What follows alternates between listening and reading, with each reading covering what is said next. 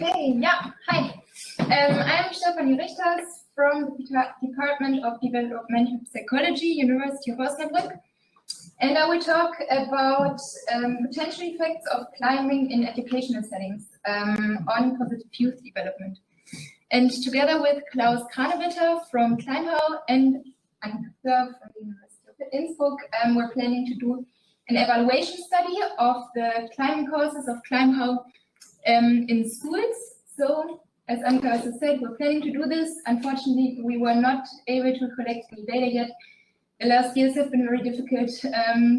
It's been very difficult to collaborate with schools.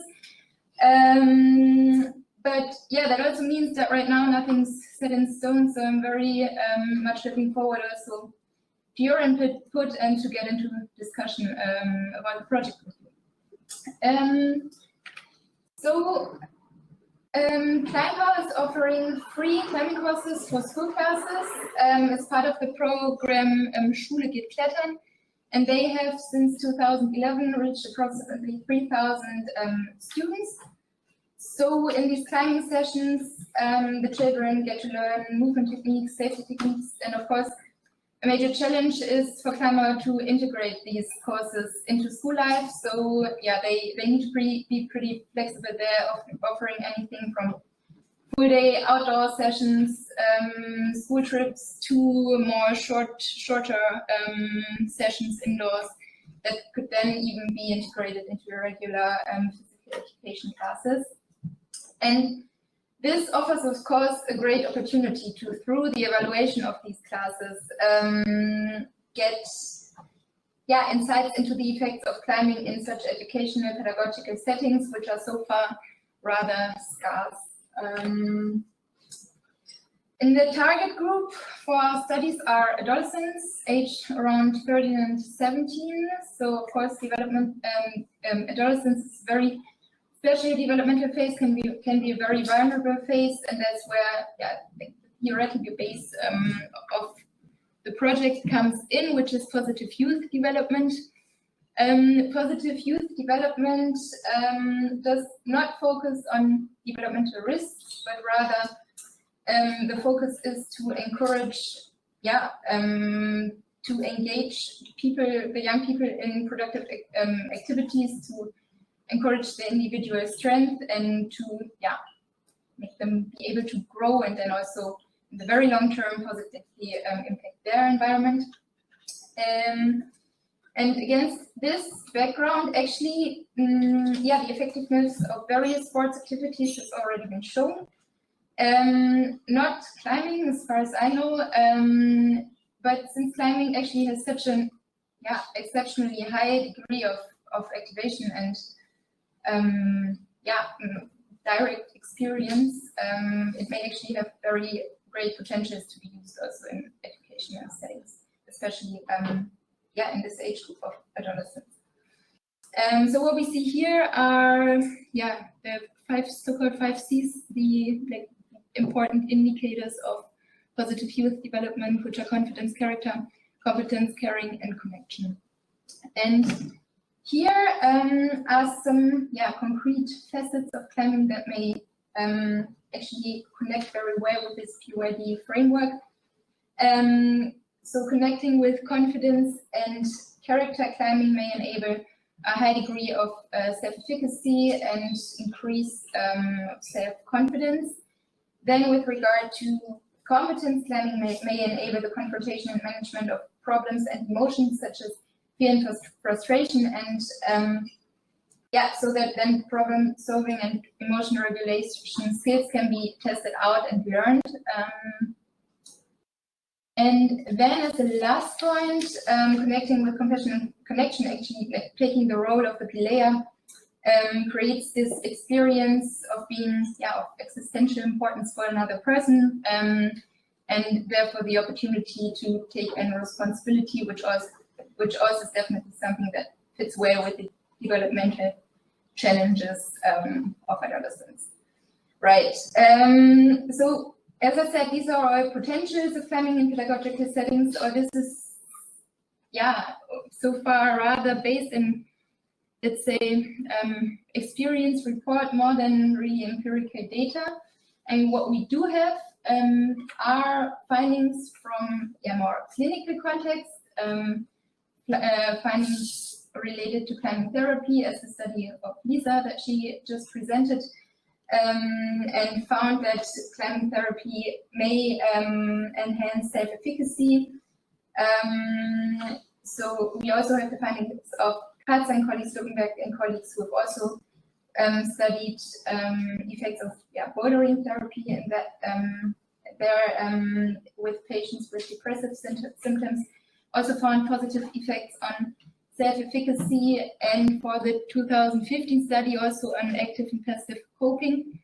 Then we have the study by Kleinstolber and colleagues 2017, also with patients with depressive symptoms, showing that showing more improvement of emotional regulation competencies after climbing sessions compared to relaxation sessions. So these findings definitely give us an indication that climbing has these potentials to enhance self-efficacy, emotional regulation competencies. But of course, the context of the planned study is much different, since we are now, we're interested to look at adolescents specifically, and then also a non-clinical setting where, also maybe other aspects that in clinical context are not so much the focus, maybe studies, such as especially this last point, as I said, the opportunity to take responsibility fitting well with the developmental phase of adolescence. There is a validated questionnaire measuring these 5 C's of PYD in sport. There are some, here are some example items. Like for the carrying subscale, I recognize others people's feelings. For the confidence subscale, I believe in myself in various situations. For competence, I can get better at any type of sports, broadly translated. Then what we're also interested in is to look at more like short-term, more immediate indicators, let's say. So things like how strong do you feel at the moment, how much can you concentrate at the moment, how much energy do you have at the moment, so more like momentary body sensations. So now concrete plans, hopefully starting from this fall. We're planning a 3-wave evaluation study of the ClimbPower courses with active control group, so that can be, for example, regular physical education classes in the school, where adolescents fill out online questionnaires, pre, post, and follow up to test the hypothesis that climbing compared to the control has more positive effects on current state of body sensations and also positive youth development. And now I'm looking very much forward to your questions and thoughts and getting into the discussion.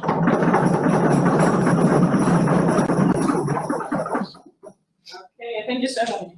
So, who wants to comment or has any questions? So thanks for presenting the project. How long will be the intervention? That's a good question. I mean, that will be definitely a major challenge when we now get into concrete planning, because, as I said, the ClimbPower has to be very flexible with the demands of the school, like whatever room the school gives them, like how they can integrate it into the normal school life. Differs from school to school, so of course there we need to find a way to manage, standardize this, of course, that we evaluate classes that always are the same. And I mean, of course, it would be most interesting to look at longer sessions, so full day sessions or repeating sessions. Like 2 months, 3 months, or shorter. Yeah. And so they will they be volunteers to participate or part of physical education?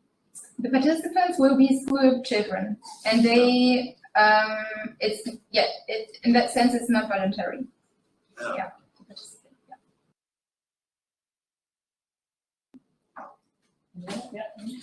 So my question is about the positive youth development. And it is just focused on let the children know what they can, so to get a positive effect. But Yeah, what is very resource oriented, I would say. yeah, so one is to cope with deficiencies, not to put pressure to get them better in these fields, but to work with them on coming over such negative effects. You mentioned it in emotion regulation, fear and frustration, but is this especially is it spoken about these problems with the children? I think if a children is in the class and has fear, and it's very negative experience, so how to not to let the colleagues know that they have fear about climbing and so on. So I think it might be a challenge within the project. Yeah, I don't know if I completely understood the question, but I mean, something that also today I found very interesting was to participate in the workshop on climate therapy and see how these things are reflected there in these sessions. And then I was thinking about how this could also make sense to integrate such short reflection sessions also in such educational contexts where it may fit as well, and probably there's a lot there in this kind of therapy context already that can very easily be transferred also to such projects, which I would find very interesting. Okay. One more? Okay. One more, because I had similar topic during my PhD, but it was more for developing fitness in kids. And one of the main comments to my PhD is to design the protocol that the personality of the teacher doesn't affect the results. So it's completely the person of the teacher has a big impact on the results. So I can have a super program, but with a bad teacher, you will not get anything. It will be you can find negative effects of climbing. Definitely. I mean, we do have that, I think, for any prevention or like program. I mean, there meta-analysis show that like the teacher has a huge impact on like how effective it is in the end. So I mean, I guess that's something that is, definitely we need to keep in mind, but that we somehow